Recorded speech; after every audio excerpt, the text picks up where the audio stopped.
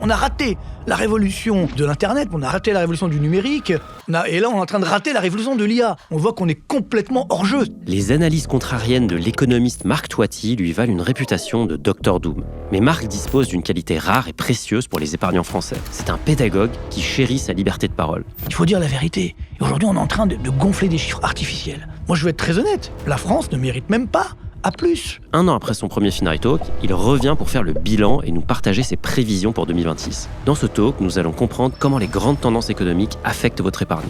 T'as le ministre de l'économie, de là on va dire elle est la 7e puissance mondiale de la France, qui ne sait pas où sont passés 50 milliards d'euros. On se moque de nous. Ce n'est pas sérieux. Bonjour Marc. Bonjour cher Mounir, ravi de revenir. Ça fait déjà 1 an, c'est incroyable. Ça fait déjà plus d'1 an. Ça passe trop vite. Ça passe trop vite. Il s'est passé beaucoup de choses depuis. Exactement. T'avais fait pas mal de prévisions, tu t'étais mouillé.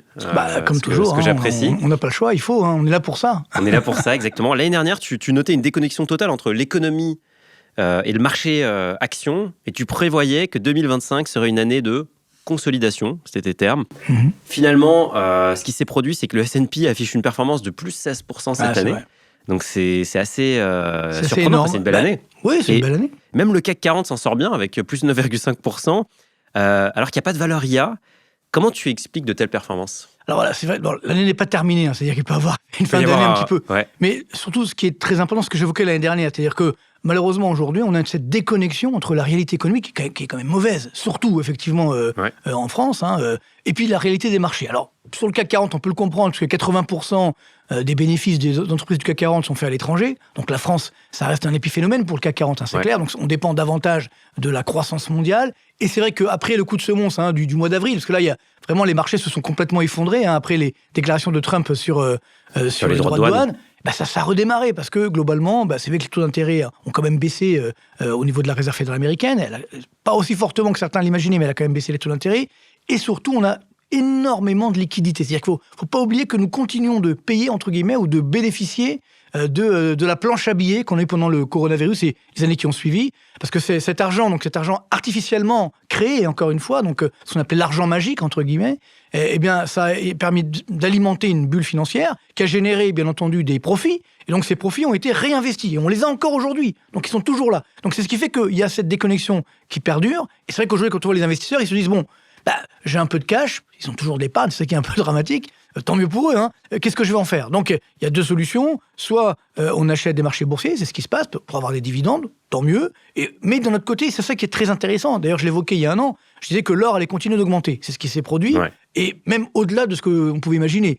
Pourquoi ? Parce que justement, les investisseurs se disent, il y a quand même un danger, et ça c'est très nouveau, parce que normalement, quand le marché boursier monte, l'or baisse. Oui. Et là, depuis quelques années, c'est le une fameux première. risk-on, risk-off. Exactement. C'est-à-dire que l'or, c'est une valeur refuge, donc c'est une protection contre le danger. Donc quand le marché boursier baisse ou quand il y a des cracks, là, l'or, c'est la valeur refuge. Et là, on a les 2 qui vont de concert. Les marchés boursiers montent, l'or monte. Ça veut dire quoi ? C'est-à-dire que les investisseurs se disent, c'est vrai que sur le long terme, les marchés boursiers, ça reste quand même très porteur, parce qu'au moins, il y a des dividendes, etc. Il y a des bons profits, notamment sur l'IA ou sur le luxe. Les profits sont quand même assez élevés.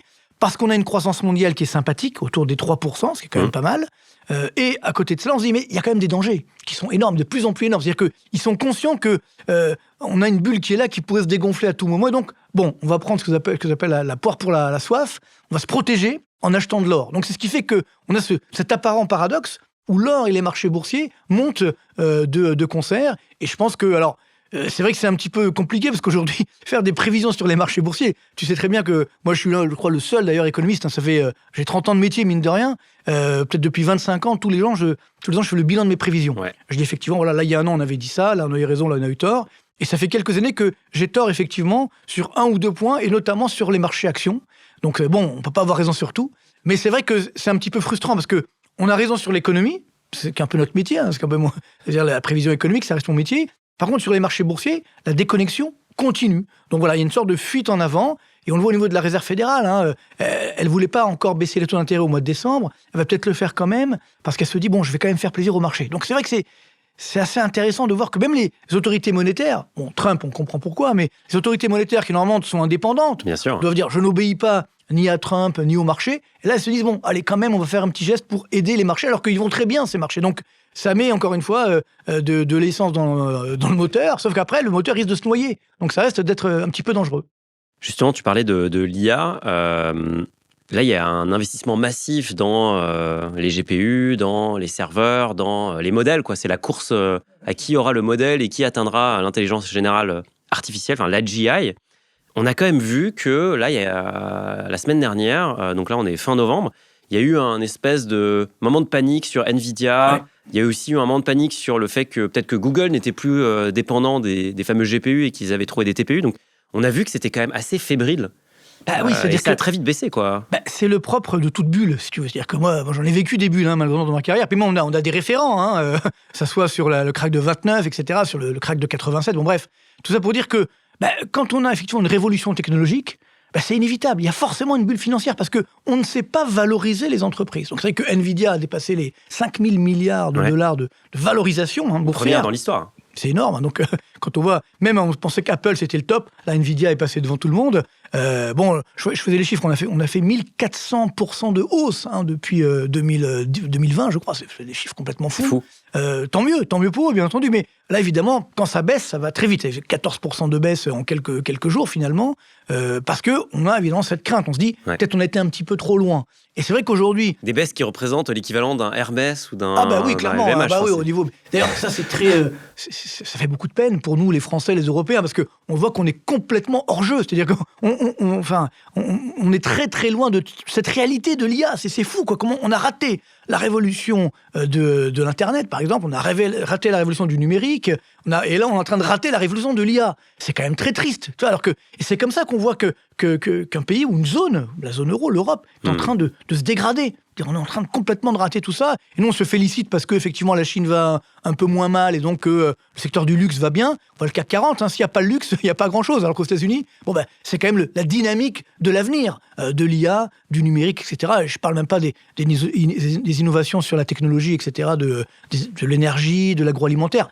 Ça fait un peu peur, on est en train de tout rater. Mais, pour revenir sur ta question, c'est vrai que l'IA, bon, bien sûr, c'est notre avenir, c'est sûr, on ne va pas faire les vieux jeux, mais moi, ça me fait quand même un petit peu peur. C'est-à-dire que je faisais une conférence la semaine dernière, je ne vais pas dire avec qui, bref, c'était en Suisse d'ailleurs. Bon, je n'ai pas été mettre de l'argent en Suisse, je te rassure, mais c'est vrai que, justement, sur les perspectives de l'IA, et c'est un économiste que j'aime bien néanmoins, qui me disait, oui, mais ça y est, c'est fini. Moi, je dis à mes économistes, faites d'abord vos recherches avec l'IA, et après, vous allez vous affiner. C'est un truc de fou, ça. Je dis, non, mais c'est exactement l'inverse qu'il faut faire. Et moi, en tout cas, je n'utilise jamais l'IA, ou quasiment pas. Si c'est pour faire des fois des vignettes, voilà, sur la chaîne YouTube. Mais sinon, non, il faut d'abord garder ton intelligence à toi, et après, éventuellement, la faire valider par l'IA. Alors, c'est vrai, oui, on dit, mais tu gagnes du temps, etc. Mais c'est très dangereux, parce que si on ne réfléchit plus, si on laisse justement l'intelligence artificielle, c'est-à-dire que l'intelligence humaine va disparaître. Tu vois, ça me fait un peu peur, tout ça. Donc, je pense que là, on est on va dire un point d'achoppement, un point d'équilibre, où justement, on va se dire, bon, l'IA, bien sûr, c'est l'avenir, mais c'est peut-être pas non plus... il ne faut pas valoriser de façon aussi importante ces entreprises. Donc, il y aura un ajustement baissier qui peut s'observer. Et puis, bon, de notre côté, c'est la vie des marchés. Encore une fois, il y a des bulles, il y a des cracks. C'est normal, il ne faut pas en avoir peur. C'est la vie normale des marchés. Simplement, là, c'est vrai que ça va un petit peu loin en termes de valorisation. Quand on voit ce qu'on appelle les price earning ratio, ça veut dire la valorisation boursière. Alors, c'est vrai qu'on me dit, oui, mais sur l'IA, on ne s'est pas valorisé. Parce que c'est vrai qu'un niveau normal de PER, comme on dit, c'est à peu près entre 12 et 15, voire 20. On me dit, oui, mais non, dans l'IA, c'est 40, c'est 50, c'est les niveaux normaux. Pourquoi ça serait 45 ? Tu vois, on ne sait pas. C'est-à-dire qu'on fait quand même des prévisions sur des profits. C'est vrai qu'ils ont fortement augmenté ces derniers temps, mais qui ne vont pas forcément déraper en permanence, tu vois. Ouais. Donc, moi, je dis qu'il faut quand même être prudent aujourd'hui. Et là, on est dans une phase un peu comme, si tu veux, en 2000, quand tu as la bulle Internet, où on se dit, ou même en 2018, si tu te souviens, avec la bulle du numérique. Après, il y a eu le corona qui a relancé la bulle du numérique. Mais là, on s'était dit, bon, peut-être les valorisations sont un petit peu élevées. Donc, ça peut calmer. Donc, peut-être c'est ça qui va nous reconnecter à la réalité économique. Donc, c'est ça qui est aussi intéressant, c'est que de se dire, tu vois, on dit, bon, pour que Nvidia résiste, il faut que la Fed baisse les taux d'intérêt. Tu vois, ça, c'est pas bon signe. Avant, on disait non, c'est la révolution technologique, donc c'est ça qui booste les valeurs de numérique et de l'IA. Là, on dit non, il faudrait que la Fed baisse les taux. Tu vois, donc ça veut dire que déjà, on compte sur la Fed et on compte moins sur les profits. Donc, c'est en train de changer, je pense. Afin de vous donner un coup de pouce pour 2026, j'ai créé le code Nouvel An 20 qui vous donne 20% de réduction sur l'abonnement Finari Plus et Finari Pro. Grâce à Finari Plus, vous débloquez les synchronisations illimitées, le mode famille, l'ensemble de nos scanners, notamment le fameux scanner de frais, et enfin, l'investissement dans l'app aux frais les plus bas. Pour les professionnels qui me suivent, grâce à Finari Pro, vous pouvez suivre votre holding, ses investissements et tous vos comptes pro. Scannez le QR code qui s'affiche à l'écran pour télécharger l'appli ou rendez-vous sur finari.com pour vous lancer. Mais assez parlé de Finari, on retourne au talk avec Marc Toiti. Il y a un actif, tu le disais tout à l'heure, qui a énormément progressé, c'est l'or qui a atteint des plus hauts historiques, plus 40% sur cette année en euros, donc c'est quand même énorme. Pourtant, un portefeuille doit avoir structurellement 15% d'or et de préférence de l'or physique. Là, on est au plus haut historique, il y a aussi une bulle sur l'or quelque part. Du coup, comment tu vois l'avenir de l'or sur 2026 et au-delà? Alors, sur l'or, il y a deux choses. C'est-à-dire qu'effectivement, il y a ce que j'évoquais tout à l'heure, c'est-à-dire cette poire pour la soie, cette sécurité, clairement aujourd'hui. Donc, ça continue. C'est vrai que c'était au-delà de... On a dépassé les 4200 $ l'once. Enfin, c'est des prix complètement fous, si tu veux. Et donc, c'est vrai que... Même moi qui étais haussier sur l'or, je ne m'y attendais pas. Donc, j'ai un peu regretté parce que j'ai dit à beaucoup, voilà, mettez 15% d'or. En fait, on aurait dû mettre plus. Mais bon, on ne va pas chipoter parce que si, derrière, l'or repart à la baisse, ça peut être compliqué. Moi, je dis c'est quand même une fois une protection. Maintenant, il y a un élément supplémentaire, donc récent, que sont les pays émergents. C'est-à-dire qu'on les appelle émergents, évidemment ça nous rassure, ils sont émergés depuis bien longtemps, mais toujours est-il que, alors que nous on immerge, tu vois, nous les Européens, et les Français notamment, on en parlera tout à l'heure je crois, mais on a aujourd'hui tous ces pays émergents, notamment la Chine, l'Inde également, donc qui augmentent leur stock d'or. C'est-à-dire ils ont des réserves de change, ils font des excédents commerciaux, donc ils ont des dollars qui arrivent, notamment pour la Chine, ils convertissent ces dollars en or. Donc ça, c'est quoi? C'est les banques centrales C'est les banques centrales qui font ça. Les banques centrales, justement. Et donc ça veut dire que c'est une nouvelle demande d'or, si tu veux. C'est-à-dire que l'or, évidemment, est limité. Donc c'est ça qui fait aussi monter l'or. Donc je ne vois pas les banques centrales, asiatiques notamment, s'arrêter de faire ça. Je pense que, et notamment la Chine, en fait, son but, c'est pas pour tout de suite, c'est peut-être de concurrencer le dollar dans une dizaine d'années. Donc elle sait très bien que pour ce faire, il faut avoir un yuan fort. Mais là, elle ne peut pas avoir un yuan fort, parce que si le yuan, la devise chinoise, est forte, à ce moment-là, ça casse l'exportation. Et donc, comme les Chinois ont besoin du moteur extérieur, ça casse évidemment la dynamique. Donc, c'est ce qui fait que la Chine, elle anticipe tout ça. Donc, elle va augmenter ses réserves d'or, comme l'Inde également. Et puis aussi, dans ces pays-là, bon, là, c'est un petit peu anecdotique, mais c'est quand même important, il y a une demande de consommation d'or. Tu vois, l'or est un signe extérieur de richesse. Alors, comme tu as une classe moyenne ou d'en bas qui monte, ils veulent le montrer. Donc, là aussi, tu as une demande d'or, encore plus que de diamants, d'or, qui augmente dans ces pays émergents. Et donc, comme l'usage principal de l'or, c'est les bijoux. Exactement. Et donc, tu fais la consommation d'or à titre de bijoux notamment, dans les pays émergents, l'achat d'or par les banques centrales, plus la valeur refuge, c'est pas que pour nous, les pays riches, c'est mondial. Donc, quand on parlait, je ne sais pas si on parlera des crypto-monnaies, c'est vrai que sur Bitcoin, on a vu qu'il s'est effondré posé la question. Voilà, qu'il s'est effondré de 35%. On dit non, la nouvelle valeur refuge, c'est le Bitcoin. Tu vois, bon, peut-être. Toujours est-il que quand ça fait moins 35% en quelques jours, finalement, en un mois à peu près, celui qui a acheté au sommet, ça fait mal, tu vois. Donc, ça m'amuse parce que quelqu'un m'a demandé justement, me dit, bon, Toiti, vous êtes contre les bitcoins? Je dis, moi, pas du tout, je suis pas contre. Je dis, simplement, il faut être prudent. Il m'a demandé ça quand on était à 120 000 $. Il me dit, ouais, j'aurais dû en acheter. Je vais en acheter. Alors, je dis, faites attention quand même. Et depuis, ça fait moins 35%, tu vois. Alors, je sais pas, il m'est pas revenu vers moi, mais toujours est-il que, voilà, il faut le savoir. Très forte volatilité. N'oubliez jamais le couple rendement-risque. Quand il y a un rendement élevé, il y a un risque qui est très élevé. Donc, c'est vrai que l'or aussi, là, c'est un petit peu fort, 40% de hausse, mais néanmoins, il y a ce rôle de valeur refuge. Je rappelle que l'or est également une des contreparties de la masse monétaire dans tous les pays, ce que n'est pas, évidemment, le Bitcoin ou les crypto-monnaies. Pas encore, pour l'instant. Du moins, tu as raison, pas encore. Peut-être ça viendra un jour, mais pour l'instant, je suis quand même plus rassuré par l'or que par les crypto-monnaies. Tu le disais tout à l'heure, la Fed a baissé les taux. Du coup, qui dit baisse de taux dit l'immobilier redevient intéressant. L'année dernière, tu me disais, attention, c'est trop tôt, on n'y va pas. Là, où est-ce qu'on en est? On a bien vu effectivement que l'immobilier a continué de baisser. Les prix ont continué de baisser, notamment effectivement en France. Et sachant que là, quand on regarde les prix, c'est simplement sur les ventes qu'il y a eu. Ouais. Donc, ça veut dire qu'il y a encore beaucoup de produits qui n'arrivent pas à se vendre. Bien sûr. C'est-à-dire que les prix pourraient encore baisser davantage. Donc, il faut faire attention à ces statistiques, justement. On ne regarde que les biens qui ont été vendus. Le gros problème, c'est que sur l'immobilier, notamment en France, il y a cette crainte d'augmentation des impôts permanente. Que ce soit sur la taxe foncière, sur la taxe d'habitation pour les résidences secondaires. Là, on voulait même créer l'impôt sur la fortune immobilière, etc., qui existe déjà, on voulait le transformer en l'impôt sur la fortune improductive. Donc, il y a une instabilité, plus les taux d'intérêt qui restent quand même élevés, parce que c'est vrai que les taux courts ont baissé, les taux de la Banque centrale européenne. Par contre, les taux longs, les taux des obligations d'État, ont continué de rester élevés, même ils ont augmenté, on est monté à 3,6% sur le taux de 10 ans, on est autour des 3,50, ça va évidemment continuer. Donc je suis désolé, je pense que les prix n'ont pas fini de baisser sur le secteur de l'immobilier. Et puis, parallèlement, le danger, c'est que tu as aussi des craintes. Tu vois, il y a eu le taux de natalité qui s'est effondré, par exemple, qui a continué de baisser. On a aujourd'hui un taux de natalité inférieur au taux de mortalité en France, du jamais vu. Il y a plus de décès que de naissances pour 1000 habitants. On n'a jamais vu ça en France. Donc là, les perspectives sont pas géniales sur le secteur de l'immobilier. Et donc, parallèlement, on a beaucoup de ménages. Le chômage est en train d'augmenter. Donc, ça veut dire que leur facilité, leur potentialité d'acheter, évidemment, est plus compliquée. Et donc, ce qui veut dire que là aussi, le secteur risque encore de souffrir. Donc, je pense qu'il faut rester prudent. Je vois plutôt une reprise, si tout va bien, plutôt en 2027. Tu vois, une fois qu'on aura passé des élections, ce qu'il y en aura avant 2027, on verra, ça c'est une autre question. Toujours est-il qu'on a cette instabilité qui est incroyable et qui est très mauvaise pour le secteur de l'immobilier. On le voit d'ailleurs dans les faillites d'entreprises. Parmi les secteurs où il y a le plus de faillites d'entreprises, c'est malheureusement la construction et également les agences immobilières. Intéressant. Ah oui, c'est intéressant. C'est-à-dire que ça, c'est le chiffre de la Banque de France. Donc, ça veut dire que tu as des secteurs qui sont en train de souffrir et donc tu as de plus en plus de mal à vendre des biens. On voit qu'aujourd'hui, les ménages mettent 1 an, voire plus. Des fois, il n'y a même pas de demande, il n'y a même pas de visite. Il n'y a même pas de contre-offre sur les prix. Là où avant, on achetait parfois sans avoir vu le bien. Exactement. C'est-à-dire il y avait une bulle spéculative. D'ailleurs, c'était aussi un signe précurseur d'une bulle. Exactement. Mais là, ce qui est dangereux, c'est que donc, les prix sont toujours élevés. Et surtout, il y a 2 choses. C'est que les taux d'intérêt vont rester élevés.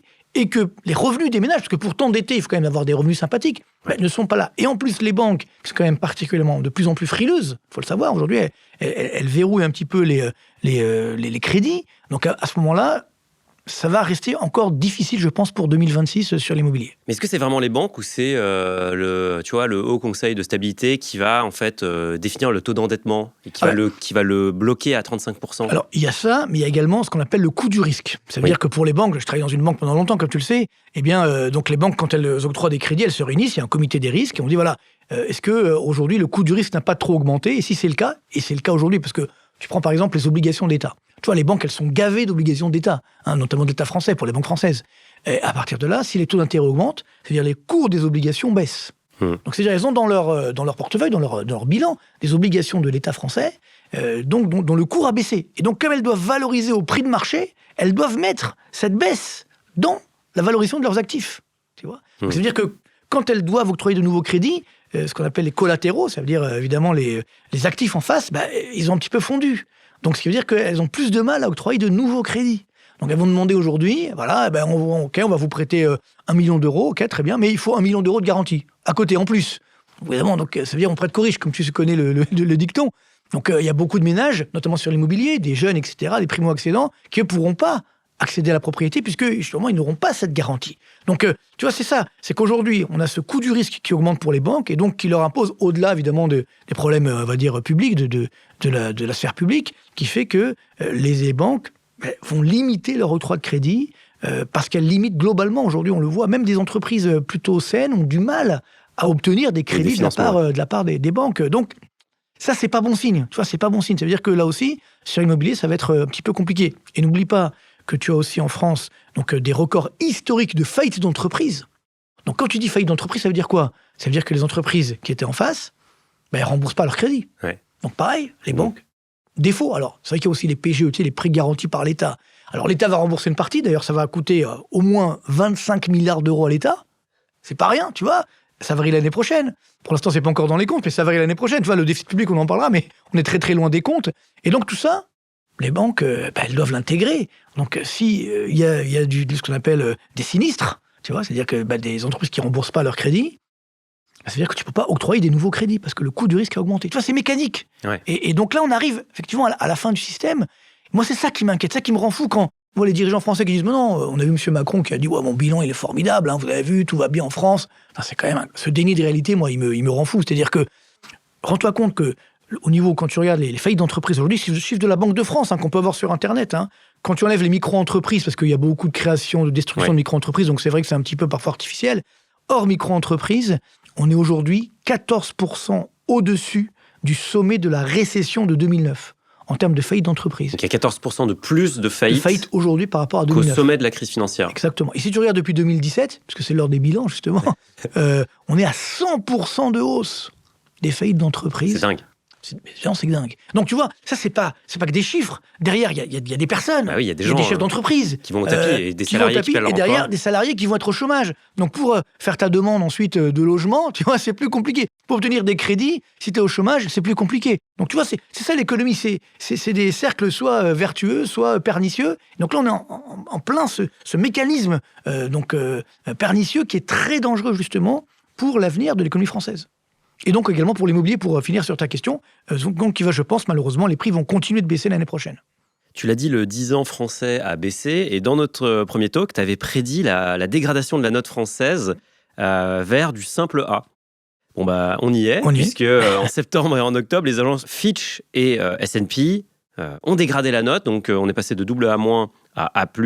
Moody's n'a pas encore appuyé sur le bouton, mais voilà, ça pourrait arriver. Concrètement, c'est très abstrait, en fait, ces histoires de notes, et puis on nous présente ça comme des informations importantes. Qu'est-ce que ça signifie pour un épargnant français quand la note baisse ? Déjà, il faut bien prendre conscience que les agences de notation, je suis désolé de le dire, ne font pas leur boulot.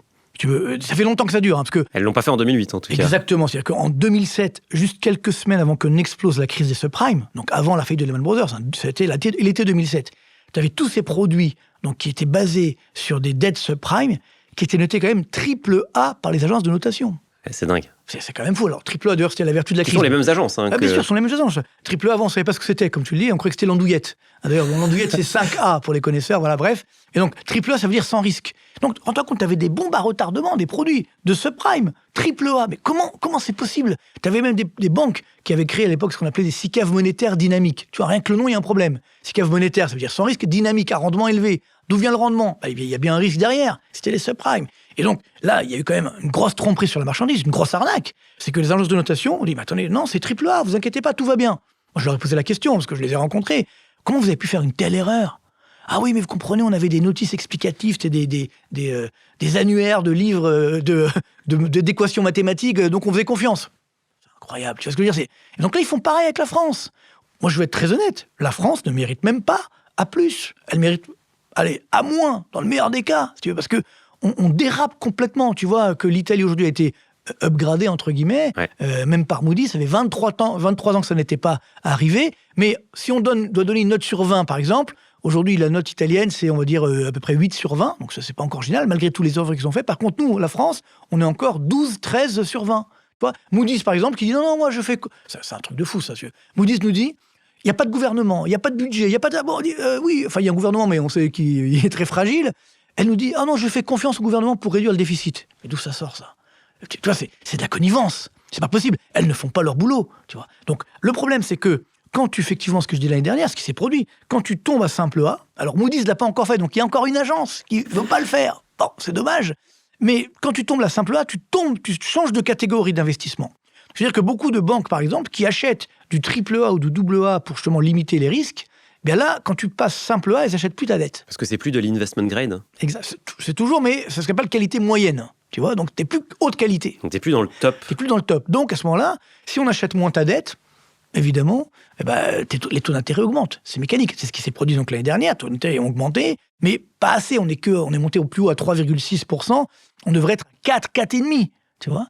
Mais comme on est encore, mine de rien, pas complètement dégradé, ça permet de maintenir artificiellement, finalement, le marché obligataire français. Alors, c'est complètement fou. Là, on parlait de l'IFI, là, c'est-à-dire l'impôt sur la fortune improductive. Ouais. Ça, c'est incroyable. C'est-à-dire que c'est pas le LFI qui a fait cette loi, c'est pas le RN, c'est le MoDem.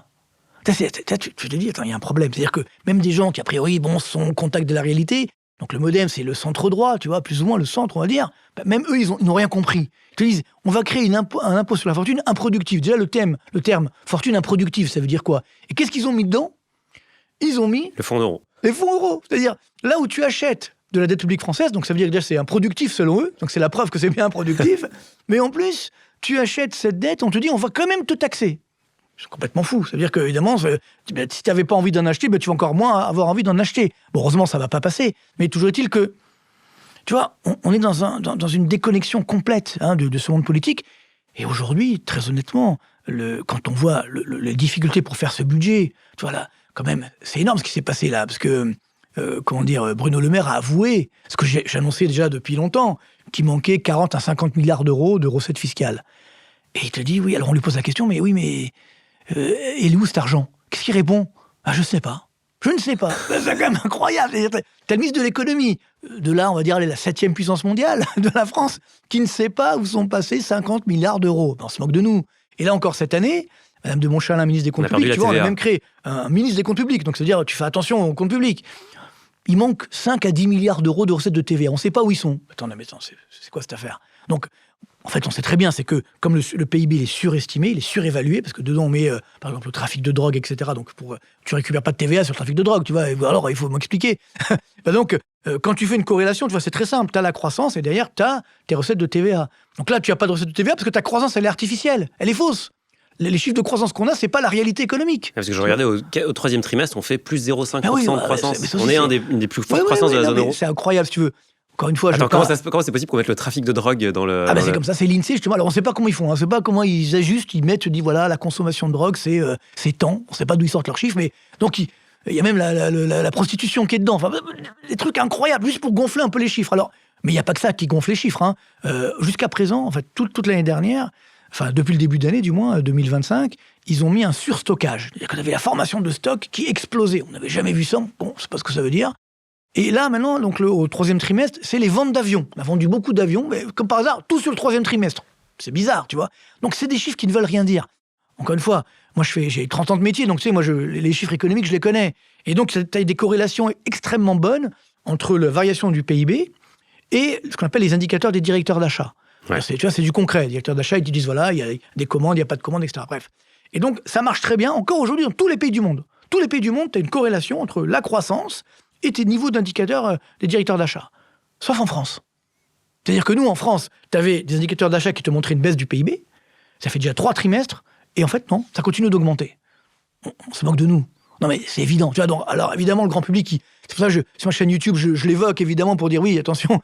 Et alors, des fois, ça plaît, des fois, il y a certains qui essayent de m'invisibiliser. Tu sais comment ça se passe. Mais bon, heureusement, ça marche pas. Mais toujours est-il que il faut dire la vérité. Et aujourd'hui, on est en train de gonfler des chiffres artificiels. Donc, ça n'a pas de sens. Et donc, c'est pour revenir sur effectivement ta question, c'est ça qui fait très peur. C'est qu'aujourd'hui, les agences de notation, quand tu vois ça, par exemple, la réforme des retraites qui est donc décalée, on ne sait même pas si elle aura lieu. Alors, sachant que cette réforme des retraites, elle finance même pas encore le déficit des retraites, parce que c'est juste une goutte d'eau. Et même si c'est décalé, normalement, tu aurais dû être dégradé. Non, on te dit non, on vous fait confiance. Ce n'est pas sérieux. Par contre, le jour où vraiment ça va, il va y avoir un clash, peut-être en 2026, parce que je pense que la crise politique, elle va s'aggraver en 2026 en France. Donc là, tu auras du mal à ne pas dégrader la note de la France. Tu vois. Ouais. Et c'est là où les taux d'intérêt, qui ont déjà bien augmenté, vont encore fortement augmenter l'année prochaine. Est-ce qu'on sera à 4,5, 5 ? On n'en sait rien, parce que, encore une fois, ça peut aller très vite. Tu vois, quand tu as eu la crise grecque, par exemple, en quelques jours, les taux d'intérêt, ils se sont montés jusqu'à 30%. Donc bon, je ne dis pas que ça va arriver en France, mais quand même, ça peut aller très très vite. Tu vois, mais ce qui compte justement, c'est l'écart de taux, tu vois, avec les autres pays européens. Ouais, bien sûr, avec l'Allemagne. Avec l'Allemagne, le spread qui est à 80 points de base. L'Italie. Voilà, surtout. Là, on est au coude à coude. La Grèce, on parlait de la Grèce à l'instant. On est plus cher. Et voilà, c'est-à-dire que le taux d'intérêt français, il est devant le taux de l'intérêt grec, alors qu'il y a quelques années, il y avait 8 points d'écart. Et même que le Portugal aussi. Portugal encore pire, évidemment. Mais la nouveauté, c'est l'Italie. L'Italie, effectivement, qu'on a jeté aux orties, certains, du moins pendant des années, on dirait ils vont s'effondrer, etc. Puis ça marche bien, finalement, ils réduisent leur déficit. Et donc là, ça y est, depuis quelques semaines, le taux d'intérêt français est passé au-dessus du taux d'intérêt italien. Alors qu'on était en 2018, il y avait 3% d'écart, donc en plus pour l'Italie par rapport à nous. Tu vois, donc le travail qui a été, je dirais, accompli finalement, alors que nous, on se dégrade complètement. C'est ça qui est très dangereux. Et je pense que ça va continuer parce que voilà, le pays n'est pas tenu. Il faut être honnête, le pays aujourd'hui n'est pas tenu. C'est ça, moi, qui m'inquiète. Là, on va voir quel projet de loi de finances on va avoir, quel budget on va avoir. Peut-être ce sera une loi spéciale qui va répliquer le budget de 2025 sur 2026. Donc, ça veut dire plus de déficit, plus de dettes. Franchement, on est la risée du monde. Moi, j'ai tous les jours des investisseurs étrangers. Alors, au début, ils ne comprenaient pas trop, tu vois. Bon, ils disent, bon, ok, ça va. Mais là, franchement, ce n'est pas sérieux. Tu sais, j'ai lancé un t-shirt l'année dernière. Je ne l'ai pas pris là aujourd'hui. Ce n'est pas sérieux. J'aurais dit, tu as raison. Mais c'est vrai que, pour dire ce qu'on fait en France, ce n'est pas sérieux. Donc, il faut que ça s'arrête. Il faut que ça change.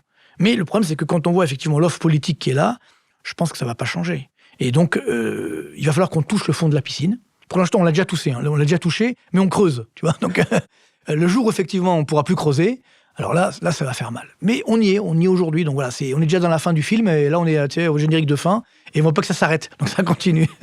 Là, on est dans le bêtisier. Voilà, exactement. Tu as parlé de la retraite. C'est vrai que c'est un sujet qui est crispant, parce qu'il y a des gens, ils ont travaillé toute leur vie, et on est en train de leur dire, ce qu'on vous avait promis, ça passe par la fenêtre. Ça, c'est terrible. Non, ça, c'est inadmissible. Il y a des gens de ma génération et de ceux d'après à qui on dit, vous allez cotiser, mais vous verrez bien comment votre retraite à vous sera financée. Pourtant, il y a encore un débat, et c'est vrai qu'on a une opposition d'économistes, on adore les économistes en France, qui disent, d'une part, le système de retraite par capitalisation, c'est la solution, et d'autres qui disent, c'est impossible, et on entend tout le temps que c'est trop risqué, que c'est trop cher, et qu'il faut gérer la transition. Et c'est vrai que du coup, ça crée du bruit, et c'est dur de se faire une opinion. Qu'en est-il en fait ? Moi, je suis très surpris, si tu veux, c'est que... quand on fait des débats, voilà, quand j'explique un peu ce qui se passe, alors c'est vrai que par exemple sur les crypto-monnaies, tu vois, c'était comme une religion. T'étais soit pour, soit contre, et des fois il y avait des gens méchants, tu vois, ouais, vous n'avez rien compris, etc. C'est binaire. Bon, c'était binaire, tu vois, donc bon, on est un juste milieu, tu vois. Maintenant, même moi, au début, je me dis bon, les autorités vont légiférer, elles l'ont pas fait, bon finalement, maintenant voilà, faut se calmer, tu vois. Sur la retraite, c'est pareil. C'est rare quand je reçois des messages un peu, tu vois, virulents, mais là sur les retraites, oui, vous avez dit qu'il faut que les anciens, on doit pas les taxer davantage. Non, c'est scandaleux, il faut les taxer davantage, c'est pas normal. Tu vois, c'est très bizarre, tu vois, ce système où justement, et c'est dangereux aussi, parce que ça montre l'état de violence dans la société. Tu vois, comme tu l'as bien dit, effectivement, nos amis retraités, ils sont nombreux. Il y a beaucoup de jeunes qui nous regardent, mais il y a également beaucoup de retraités qui nous regardent parce qu'ils ont un petit peu d'épargne, ceux qui ont de l'épargne. Ils en ont beaucoup. Mais tant mieux pour eux, ils n'ont pas volé. C'est-à-dire que, encore une fois, ton épargne, si toute ta vie, moi je lis toujours, parce que ça remet les pendules à l'heure, moi je viens des cités HLM d'Orly, tu vois, donc j'ai connu l'adversité, j'ai connu les difficultés, je sais ce que c'est de vivre dans l'adversité, tu vois, d'avoir des difficultés, etc. Mais après, il faut espérer s'en sortir. Donc quand quelqu'un, il a mis toute sa vie à mettre un petit peu d'épargne, il est à la retraite, on lui dit, toi, on va te taxer. Attends, le mec dit, attends, mais... Alors qu'il n'est même pas propriétaire de son logement, des fois. Parce que ça aussi, il ne faut pas oublier, 50% des retraités ne sont pas propriétaires de leur logement. Il ne faut pas oublier ça. Et justement, ça, c'est un conseil qu'on peut donner par rapport à l'immobilier tout à l'heure. Ça, c'est un objectif de vie. Tu dois être propriétaire de ton logement, si tu peux, bien sûr, pour ta retraite. Parce qu'à la retraite, tu vas avoir une baisse de revenus très conséquente. Et si en plus tu dois payer un loyer, ça va être très douloureux. Toi, tu es convaincu de ça. Il faut acheter sa résidence principale. Mais tu n'as pas le choix. On n'a pas le choix aujourd'hui. Enfin, c'est une protection, en fait. C'est une protection. C'est une protection contre les affres de la vie, parce que moi, je vais pas raconter ma vie. Moi, j'ai connu ça avec mes parents. Tu vois, après, à la retraite, bon, c'était compliqué pour eux. Tu vois, pourtant, ils habitaient toujours dans la Orly, dans un HLM, mais c'était compliqué pour eux de payer parfois le loyer, etc. Bon, mes parents étaient beaucoup plus âgés que moi. Maintenant, ils sont plus là, malheureusement. Mais c'est vrai que, pour te dire, et ça arrive à plein de personnes aujourd'hui. Donc, quand tu montes du doigt les pauvres retraités, c'est eux qui nous ont gratté. Ouais, c'est vrai qu'ils ont profité du système. Mais qui a fait ce système ? C'est nous. Évidemment. Et qui n'a pas modifié le système ? C'est nous. Quand je dis c'est nous, c'est les dirigeants français, évidemment. Ah oui, c'est les politiques. C'est tout le problème de la retraite par répartition. Donc, il faut bien comprendre ce que c'est. La retraite par répartition, ça veut dire que c'est donc de la solidarité intergénérationnelle. Ça veut dire que quand toi, tu payes tes cotisations à retraite, c'est pas pour ta retraite. C'est pour payer la retraite des actuels retraités. En espérant que quand toi, tu seras à la retraite, il y aura assez d'actifs pour payer ta retraite. C'est pas l'argent qui est investi pour plus tard. C'est un transfert direct. C'est ça l'erreur. Et donc, c'est là où, bien entendu, on sait très bien que ça ne sera pas le cas. Et ce n'est déjà plus le cas aujourd'hui, puisque dans les années 70 encore, tu avais à peu près 3,5 actifs pour un retraité. Donc, tu vois, ça allait. Là, on est à peu près à 1,5 actifs pour un retraité. Dans la fonction publique, tu as 1,1 retraités pour un actif. Tu vois ? Donc, ça a besoin d'être grand mathématicien. Le régime est déjà déficitaire. Grave. C'est-à-dire, pour l'instant, le régime du privé n'est pas déficitaire. Ça va le devenir. Agirc-Arrco, ça va, ça tient. Parce qu'il vit justement sur les dividendes du passé. Par contre, aujourd'hui, chaque année, il faut débourser 60 milliards d'euros minimum pour financer le trou des retraites des fonctionnaires, de la fonction publique. Alors, il ne faut pas faire de guerre fonction publique, fonction privée, mais néanmoins... C'est un état de fait. Et c'est un état de fait. C'est là où, encore une fois, l'État doit débourser. Alors, il te dit, non, ce n'est pas un déficit, c'est une subvention. L'arnaque, bref, incroyable. La sémantique française. Mais évidemment que c'est un déficit qui est là. C'est une taxe, c'est une contribution. Exactement. Donc moi, ce que je dis aujourd'hui, c'est qu'il faut être honnête, la retraite de demain n'est absolument pas financée. Donc, on ne sait pas comment nous, toi encore plus que moi, j'ai envie de dire, parce que maintenant, tu vois que la natalité est en train de s'effondrer. Qui va payer ta retraite si on continue comme ça ? Donc moi, ce que je dis aujourd'hui, c'est un peu ce qu'ont fait les Suédois, par exemple, ce que fait la plupart des pays dans le monde, d'ailleurs. Il y a 2 systèmes de retraite qui cohabitent. Un, tu as un système de retraite par répartition, celui qu'on a aujourd'hui. Minimum, ça t'assure un minimum de retraite. Voilà. Ce qui était l'idée initiale de la retraite. Exactement. Et après, tu vas pouvoir choisir. Donc, chaque Français, qui cotise, il va pouvoir dire, je veux cotiser une partie soit pour la retraite par répartition, je ne le conseille pas parce que ça veut dire qu'il va payer l'actuel retraité et pas lui, ou alors tu vas choisir pour ta retraite à toi, ce qu'on appelle une retraite par capitalisation. Et donc là, oui, on te dit, oui, mais vous vous rendez compte, si vous achetez une entreprise et après elle fait faillite, vous allez tout perdre. Ouais, c'est ce qu'on nous dit tout le temps. Évidemment, mais ça arrive parfois. Mais quand on sait très bien sur longue période, sur 40 ans de vie active, c'est clair que déjà, il ne faut pas acheter qu'une seule entreprise. Il faut varier. T'achètes le marché. T'achètes le marché. Et sur 40 ans, même si tu achètes au sommet d'une bulle, au bout de 40 ans, tu auras quand même gagné de l'argent. On a mis 16 ans à se remettre du Nasdaq après l'explosion de la bulle Internet. Exactement. Donc, tu vois, sur 40 ans... T'as largement le temps. T'as largement le temps de t'en remettre. Et surtout, tu continues de contribuer. Exactement. Il y a personne qui achète une fois au sommet et après qui... Exactement. Et puis, encore une fois, même si t'as pas envie de ça, ok, mais c'est toi qui choisis. Ouais. Tu dis, voilà, je veux une épargne, on va dire, sûre. Donc, on rend acteur je vais tous gagner, les salariés. Moi, je pense que c'est ça, si tu veux. J'ai toujours dit, des années qu'il y a eu des réformes des retraites qui n'ont jamais marché, parce qu'elles étaient complètement fausses. Parce qu'elles tablaient sur un modèle macroéconomique avec un taux de chômage à 5% et une croissance à 2%. Alors qu'on a un taux de chômage, comme tu le sais, à 7,7% et une croissance structurelle à 0,9%. Donc, c'est évident que ça ne va pas marcher, tu vois. Mais on a dit non, c'est bon, on a fait la réforme des retraites. Alors qu'elle était complètement caduque avant même de voir le jour. Comme cette réforme des retraites, la Borne n'a aucun sens, cette réforme, elle ne va rien faire. Moi, ce que je dis, c'est qu'il faut, pour réformer les retraites, il faut donner le choix aux Français, la liberté. Il ne faut pas les obliger. Tu veux partir plus tôt, pars plus tôt, mais à ce moment-là, tu auras une retraite évidemment moins élevée. Bien sûr. Si tu veux partir plus tard, tu auras une retraite en conséquence. Et parallèlement, tu dois aider ta retraite avec un système par capitalisation. Le mot fait peur en France, mais oui. C'est vrai que c'est important. Ça sera ta retraite que tu vas gérer. Et c'est toi qui vas décider où tu vas la mettre. Alors, faut pas, évidemment... D'où l'importance de l'éducation financière. De nos sites comme les nôtres, etc., comme le tien en particulier. C'est vrai que tu as besoin aujourd'hui d'expliquer. Je pense que les Français commencent à comprendre l'économie. Ouais. Là, j'ai fait plusieurs salons justement de la finance à Paris. Là, ça, c'est un monde fou. Des jeunes, des moins jeunes. Ça, c'est nouveau, ça, quand même. C'est nouveau. C'est-à-dire que les gens commencent à prendre conscience, tu vois. Donc, ça, c'est important.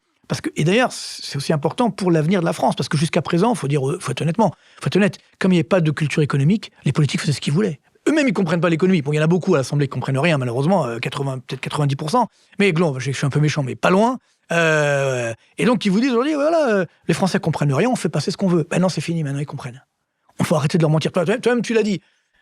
Croissance de 0,5% en France, troisième trimestre, c'est bizarre. Tout le monde, ça va mal. Et puis, même le ministre de l'économie, l'actuel, qui est un ancien économiste d'ailleurs, il a dit, oui, c'est un chiffre remarquable. Tu vois, en langage codé, ça veut dire, on comprend, c'est un chiffre qui ne veut rien dire, tu vois. Et non, on nous dit, non, c'est bon. Faut arrêter, c'est fini tout ça. Donc c'est pareil aujourd'hui. Les Français doivent comprendre l'économie parce qu'ils vont justement gérer leur retraite. Tu vois, et puis là, c'est positif. Tu vois, tu te prends en main. Ouais, complètement. Tu vois, on te responsabilise. Le problème que tu as, c'est quoi le problème de la France ? C'est ce que j'appelle la règle du jeu.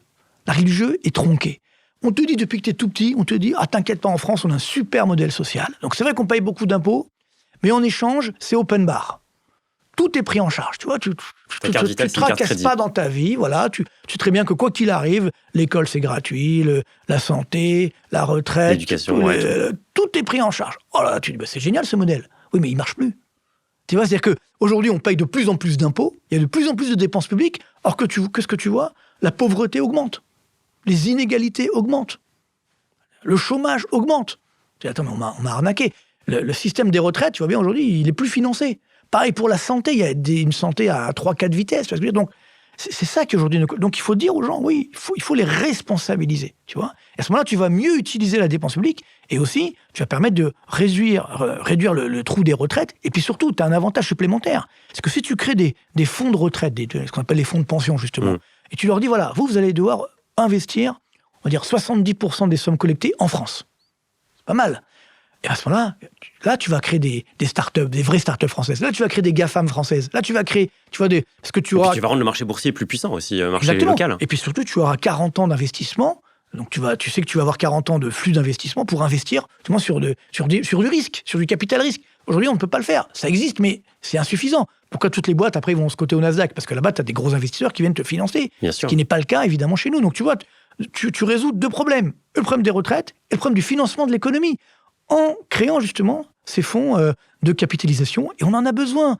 Et c'est pas encore une fois que pour les riches. Tout le monde pourra choisir, depuis qu'il commence sa vie active, en disant, voilà, moi je veux Moi, je veux un petit peu quand même de retraite par répartition, on ne sait jamais, mais l'essentiel, ça sera une retraite par capitalisation et que je vais gérer moi-même.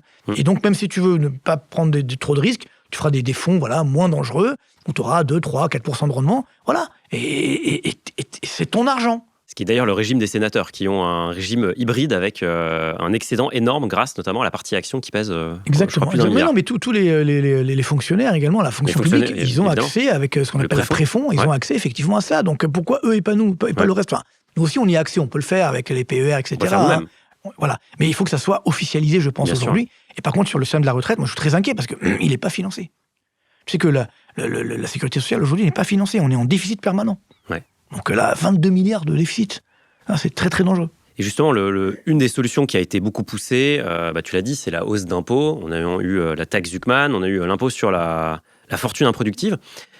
C'est vrai que quand tu prends un peu de recul et que tu regardes les chiffres, tu as une petite partie de la population qui détient une énorme partie des richesses. Et donc, vu de loin, il y a beaucoup de gens qui se disent ça devrait être normal que ces gens-là rendent un peu au reste de la population. Qu'est-ce que tu en penses du coup de ces hausses d'impôts sur les riches? Alors, il y a deux choses. C'est vrai qu'il y a un problème. Pourquoi il y a si peu de riches qui détiennent autant? Oui, c'est vrai, c'est surprenant. C'est une vraie question. Mais ça, c'est dans tous les pays, j'ai l'impression. Dans tous les pays, c'est l'histoire du monde. Mais surtout, aujourd'hui, c'est plus vrai. Pourquoi? C'est parce que quand tu as des success stories, elles sont mondiales. Oui. Quand tu vois toutes ces créations d'entreprises, etc., qui sont assez énormes, ça commence avec Microsoft déjà, mais la réussite, elle est mondiale. Et à la clé, tu as une personne, ou une famille, ou quelques personnes. Donc évidemment, comme ta réussite elle est mondiale, plus grand, voilà, LVMH par exemple, mais pour les Français, mais dans l'IA c'est encore plus fort. Oui. Toi, dans le numérique là, t'as des Nvidia, 80% des salariés sont millionnaires. Donc c'est ce que je te dis. Donc c'est-à-dire que tu as forcément, comme tu as des succès qui sont mondiaux. Avant, quand tu avais un succès, c'était national, voire même aux États-Unis, mais voilà. Et donc ça avait du mal. Aujourd'hui, tu as des milliards de personnes qui achètent tes produits. Donc évidemment, ta richesse elle monte très très vite. Donc ça, c'est pourquoi... Et surtout, c'est illimité, en fait, il n'y a pas de... Voilà, on a cet écart. Alors c'est vrai que peut-être qu'après, tu avais des lois, notamment aux États-Unis, antitrust, quand tu as des positions dominantes sur le marché, tu dois arrêter. Donc c'est vrai que ce qui est gênant aujourd'hui, c'est que tu as des positions dominantes parfois, tu n'as même pas de concurrent en face. Tu vois, mais bon, ça aussi... Ce qui avait mené la chute de Rockefeller. Exactement. Et pourquoi on n'a pas de concurrence d'entreprises américaines? Ça aussi, c'est parce qu'il n'y a pas d'entreprise européenne, tout simplement. Donc ça, c'est notre débat. Mais donc voilà pour expliquer pourquoi il y a ces écarts. Mais par contre, ces personnes, ils payent des impôts. C'est-à-dire qu'on laisse croire qu'ils ne payent pas d'impôts, mais c'est complètement fou. Ça a été le grand débat, pas d'impôt sur le revenu. Mais c'est complètement faux. C'est-à-dire qu'ils pèsent aujourd'hui, à peu près, je crois, ils réalisent 14%, je crois, de l'ensemble des impôts, alors que c'est 3% du revenu. Donc, tu vois, donc ils payent quand même pas mal d'impôts, tu vois. Donc, heureusement, faut pas l'oublier. Et pas, alors, sur la taxe Zuckman, etc., ça, c'était une arnaque incroyable. C'est-à-dire que c'était des chefs d'entreprise qui avaient une valorisation de l'entreprise, mais qui n'avaient pas vendu. Donc, ils devaient quand même payer sur la valeur de leur entreprise, qui évidemment est fluctuante en fonction de la bourse, par exemple. Liquide, quoi. Et c'était pas liquide. Donc, c'est-à-dire qu'ils devaient vendre leur part pour payer l'impôt. Tu pouvais les donner à l'État, si tu voulais. Donc, ça montre bien, encore une fois, la déconnexion que tu as entre certains économistes, a fortiori les politiques, et puis la réalité économique. Donc, c'est des gens qui ne comprennent pas l'économie. Ils sont pas dedans. C'est des bons théoriciens, entre guillemets. Enfin, ils sont quand même marqués politiquement. Hein. Ils ont une théorie, mais dans un seul sens. Mais ils sont pas dans le concret. Ils ont jamais dirigé une boîte. Ils savent pas comment ça fonctionne, justement, une entreprise. Donc, c'est ça où ça fait un peu mal. Et alors, évidemment, après, on te dit, les salauds de riches, il faut qu'ils payent, etc. Bon, moi, encore une fois, je rappelle mon exemple. Moi, je viens des stages HLM d'Orly. Quand j'étais jeune, mon but, c'était pas de voler les gens, de voler les riches. Moi, je voulais devenir riche. C'était t'en sortir. M'en sortir. C'est-à-dire que, c'est quoi le but de... C'est augmenter la taille du gâteau, en fait. Oui, c'est exactement ça. Nous, aujourd'hui, moi, ça qui me gêne. Ce qui me gêne, c'est pas qu'il y ait des très riches. Ce qui me gêne, c'est qu'il y ait de plus en plus de pauvres. Tu vois, quand tu regardes le bilan de Macron depuis 2017, le taux de pauvreté est passé de 13% à 15,4%. Ça, c'est que le chiffre de 2023. On n'a pas encore 2024, parce que ça prend un peu de temps pour l'INSEE pour calculer les chiffres. Donc, attends, t'as un problème, là.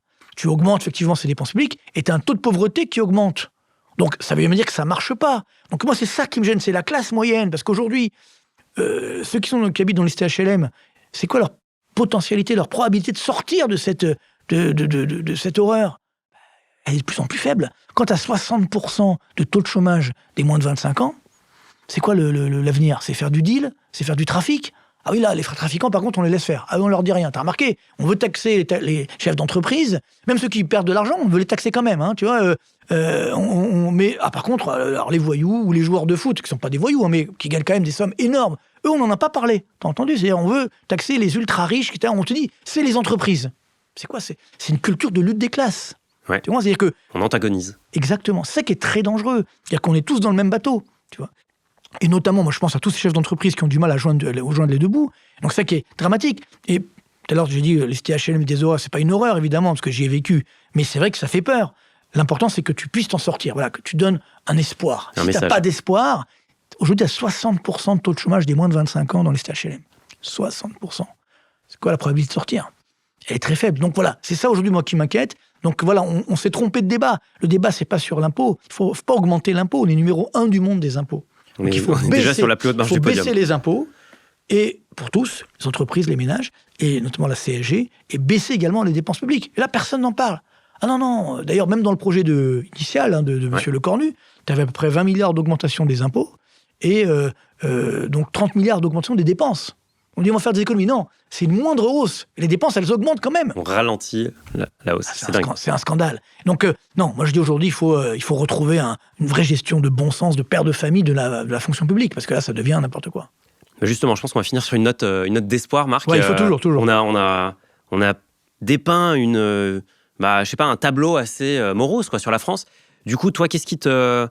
C'est quoi les bonnes nouvelles, en gros ? Qu'est-ce qu'on devrait faire là concrètement maintenant pour tu vois, inverser la tendance ? Moi, ce qui me donne de l'espoir, c'est que voilà, quand je fais des conférences partout, et quand je vois tous ces jeunes chefs d'entreprise ou qui veulent investir, et puis des moins jeunes également, qui gardent le moral, qui disent on va investir, on va innover. Voilà, c'est ça la force. Et c'est ce que je dis toujours, les crises sont toujours des phases d'opportunité. Pas avoir peur des crises. On peut s'en sortir dans les crises, bien entendu. Mais il faut développer des stratégies anti-crise. Alors pour les entreprises, ça peut être des stratégies de niche, sur des services, des produits qu'on est les seuls à faire, pour lesquels on a un savoir-faire. Et ce savoir-faire, deuxième stratégie, il faut le faire savoir. On doit communiquer sur nos niches, comme tu fais toi, tu fais un très bon boulot. Il faut communiquer sur son savoir-faire. Troisième stratégie, il faut innover.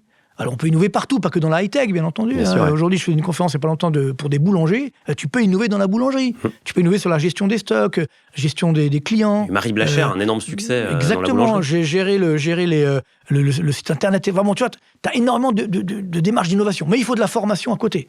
Tu vois, ça aussi, aujourd'hui, le problème, c'est qu'on veut réindustrialiser le pays. Bon, tu n'as pas la formation en face. Donc, évidemment, c'est compliqué. Tu vois, une dose d'espoir quand tu vois les chantiers de l'Atlantique, par exemple. Tu vois, une entreprise que tu voulais fermer il y a quelques années, quelques décennies, on voulait la fermer. Puis finalement, aujourd'hui, c'est un carton plein. Et j'étais faire une conférence il n'y a pas très longtemps pour eux, et donc le PDG m'expliquait qu'en fait, eh bien, comme il n'y a pas de main-d'œuvre, c'est-à-dire ils ont du boulot, mais il n'y a personne en face. Les écoles françaises ne fournissent pas assez de main-d'œuvre que ce qu'eux veulent.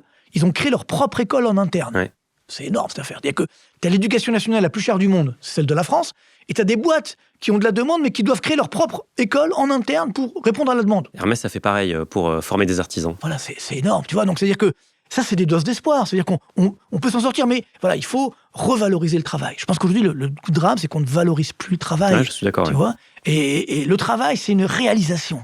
Dans la vie, il y a des destructeurs, des constructeurs. Ceux qui te disent, on va piquer l'argent des riches, on va piquer l'argent des retraités, des machins. C'est des destructeurs. Qu'est-ce qu'ils vont ? Ils vont détruire. Surtout que on est dans un monde ouvert. Donc ces gens-là, ils vont quitter la France. C'est déjà le cas. Ils vont évidemment continuer de le faire. Quand on te dit non, ils quitteront pas la France. Mais c'est pas vrai. Ils quittent déjà la France. Quand tu vois justement ce manque de recettes fiscales, parce que les Français quittent la France, les entreprises quittent la France, c'est dramatique. Tu comprends ? Donc, ça, c'est les destructeurs. Puis après, tu as les constructeurs qui disent, oui, on a une crise, mais on va s'en sortir. Moi, c'est pour ça que je développe ce que j'appelle la thérapie de choc bienveillante. Je crois que j'en ai parlé déjà il y a un an, mais on peut sauver encore la France.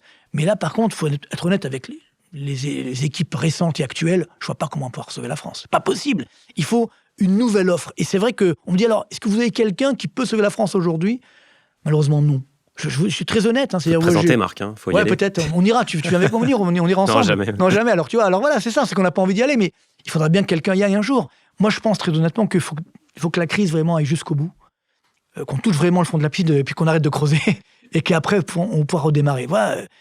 Mais quand tu vois ce qui se passe en Italie, il y a même en Argentine. Bon, c'est pas encore le top, mais tu vois, Milei, tout le monde l'a enterré en disant ça va être une catastrophe. Ouais, c'est vrai. Il a redressé le pays. Il s'est même réjoui dès qu'il y a eu des petits accros. Bon, il a eu quelques petits trucs de corruption. Oui, bien sûr. Ça, malheureusement, ça existe partout. Ouais. Mais ce que je dis par là, c'est que oui, on peut encore sauver la France. Donc ça, ma dose d'espoir. Je veux y croire. Vous voyez, quand tu vois, d'ailleurs, c'est aussi une stratégie. Le développement des boîtes à l'international, c'est formidable. On a encore une image de la France qui est très bonne. Donc il faut là aussi la développer. Donc voilà. Parler des avions, Airbus, Mais oui, non. Alors, Airbus, c'est un succès européen aussi. Mais encore mieux. C'est la preuve que l'Europe peut innover. Exactement. Mais Airbus, c'est quoi tout ça? C'est quoi tous ces success stories? Le nucléaire, tout ça? C'est dans les années 70 qu'on a commencé à créer. Tu vois, c'est maintenant qu'il faut planter les graines. Parce qu'à l'époque, il n'y avait pas de dette publique. Donc c'est l'État qui a financé ça. Maintenant, on a une telle dette. À l'époque, tu avais 10% de dette publique par rapport au PIB. Là, on est à 120%. C'est tu peux incroyable. plus. Donc d'où, on revient sur l'action tout à l'heure, il faut des fonds d'investissement qui vont justement, eux, financer cette dette, ce qui n'existe pas aujourd'hui. Donc voilà pourquoi